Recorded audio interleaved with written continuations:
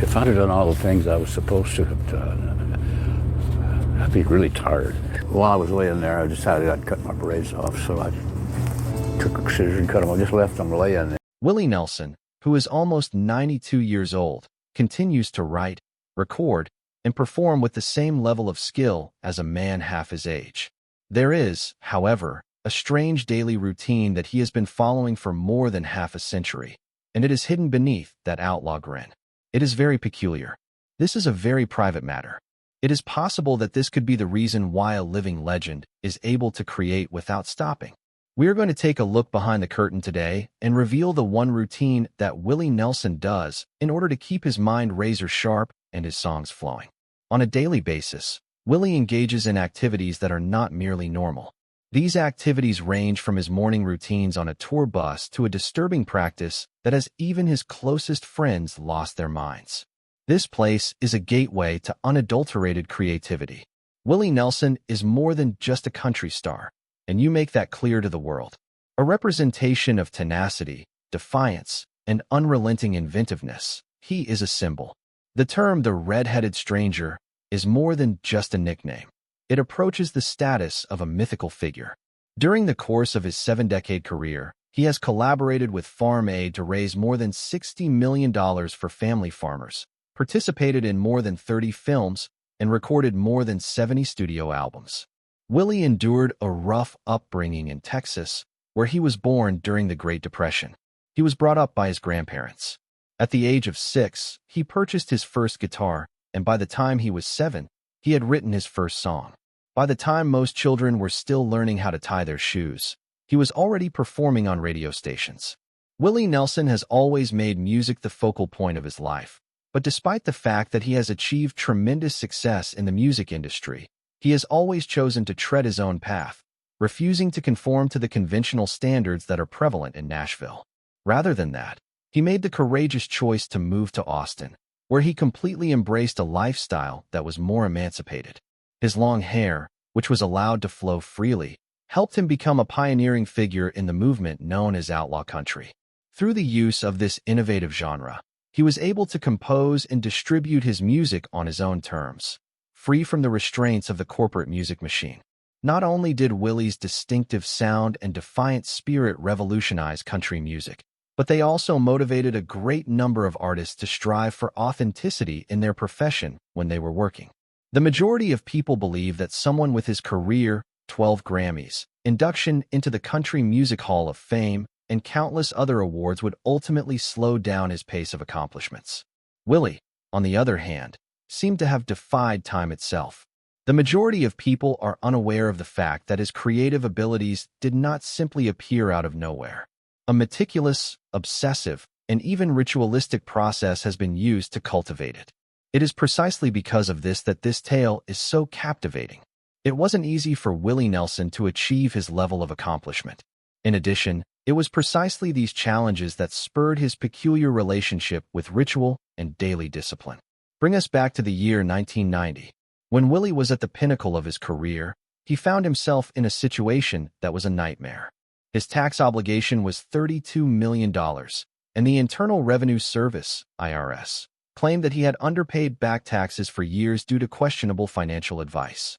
His residences, recording studios, and even his guitars were taken by the authorities. With that amount of weight, the majority of individuals would have perished. Not Willie, however. Alternately, he came to an agreement. He would make an album, which would include the IRS tapes, and he would use the proceeds from the album to pay off his debt. And to our utter amazement, it was.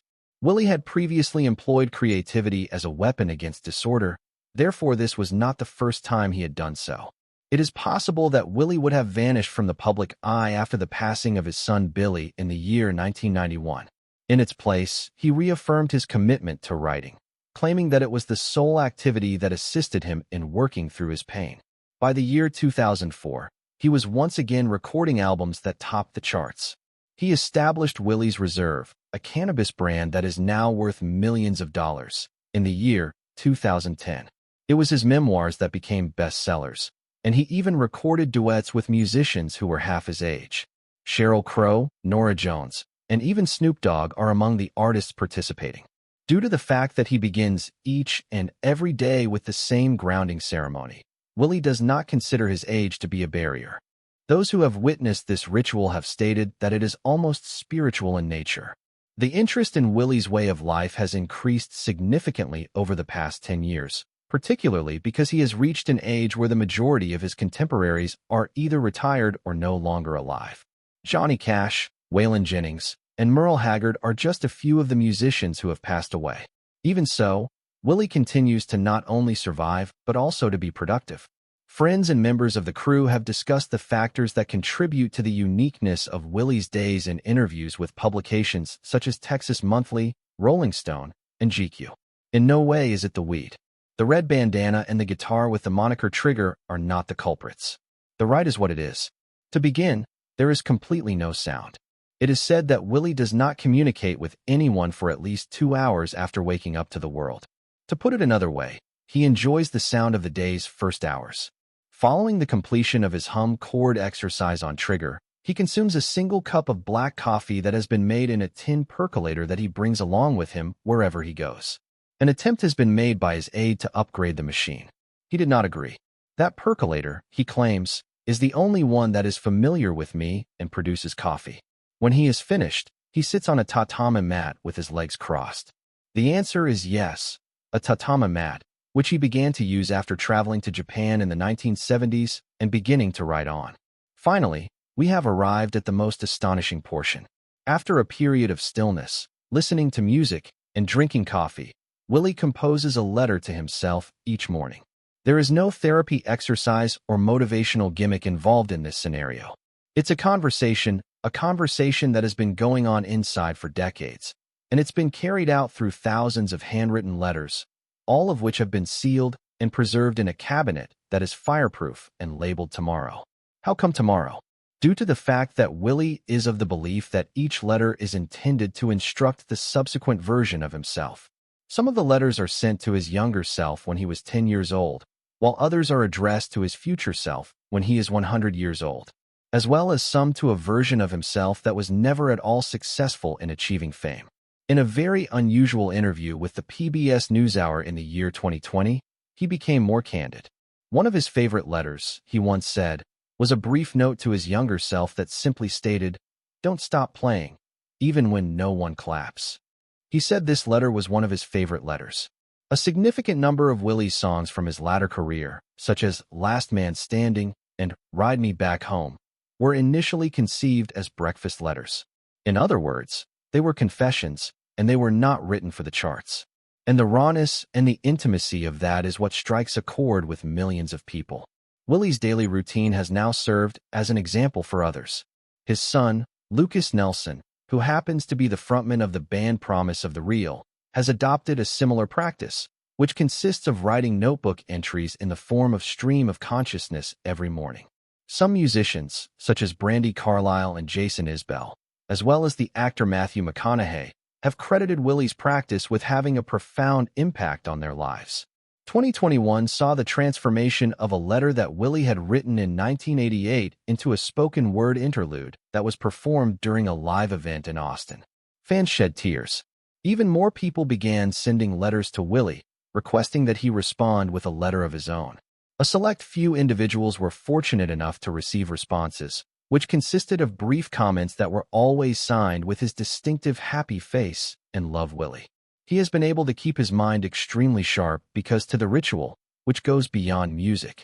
There have been observations made by neurologists regarding the potential for structured creative routines, such as his, to help prevent cognitive decline. According to Dr. Elena Hart of the Texas Aging Institute, we are observing that senior citizens who continue daily expressive habits, particularly handwritten, are able to keep their linguistic agility and memory for a significantly longer period of time. Not only is what Willie Nelson is doing one of a kind, but it is also amazing from a neurological standpoint. It's not that I'm terrified of forgetting that Willie himself makes jokes. When I need to be reminded of who I am, I have 14,000 letters. Willie Nelson's ritual contains a stunning paradox that is worth examining. Not only is it intensely personal, but it is also quietly universal. By writing to himself, he has devised a strategy for maintaining his creative spirit, his resilience, and his sense of grounding throughout each and every stage of his life. In no way is he clinging to his youth. He is not following new fashions. In each and every day, he engages in a conversation with himself. Give that some thought. A man who is getting close to 92 years old and who continues to approach each morning as if it were a blank page.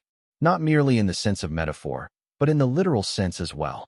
He then proceeds to write after opening his eyes, playing a note, and taking a few sips of coffee. Not for the sake of the entire world, but rather for the young man he used to be and those he still aspires to become. In a culture that places a premium on speed and commotion, Willie Nelson discovers that silence and repetition are sources of power. The weird and wonderful pattern that he has developed over the course of several decades is what has made him not only a legend, but also a living monument to the power of ritual, honesty, and curiosity that follows one throughout their entire life. We appreciate you watching. You may view another video by clicking here, and you should also make sure to subscribe to our channel.